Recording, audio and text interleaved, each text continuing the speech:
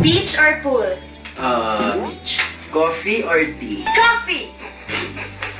Bungee jumping or skydiving? No, Wala. Sige, bungee jumping na lang para mas mababa lang. Lipstick or chicken? Dahil lip balm. Lipstick or lip balm? Balm. Lipstick. Lip balm. Lipstick, okay. Anong mutant power ang gusto mo? Mutant power na gusto ko. Pareho na lang tayo, Teleportation. Why? Why? Bakit kailangan?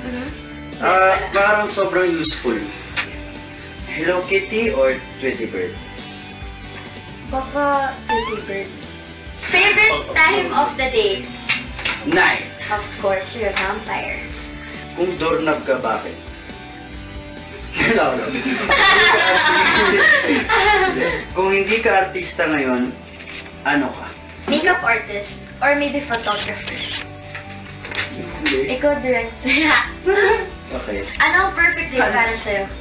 Perfect day para sa akin is may trabaho, pero makakauwi ako ng hapon. Tapos, Ano gagawin mo sa tapos hapon? kinabukas walang trabaho, yun yung pinaka-the best. Magmamahal. Ano gagawin mo pag uwi? Motor, tapos watch Netflix. Watch Netflix. And then, eat it. Eat. Steak with Ethan.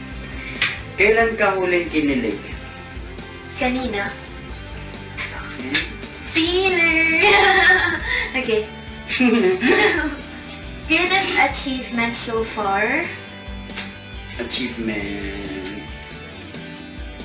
Lahat na nangyayari sa akin. Your house. House ni Mama. My house. Your TV. Your dogs. My dog. Family. My family. Cars. And my motor. Ano yung time na naging proud ka sa sarili mo? Noong nakabili ako ng bahay. Taong may pinakamalaking impluwensya sa'yo. Joke lang ako ba sa... Yes. Or maybe Tita Carla also. Mama and you. Fondest childhood memory. Fondest. Masaya, pinakamasaya. Nung nagpapanggap ako na ako si Kim Possible. Kim Possible.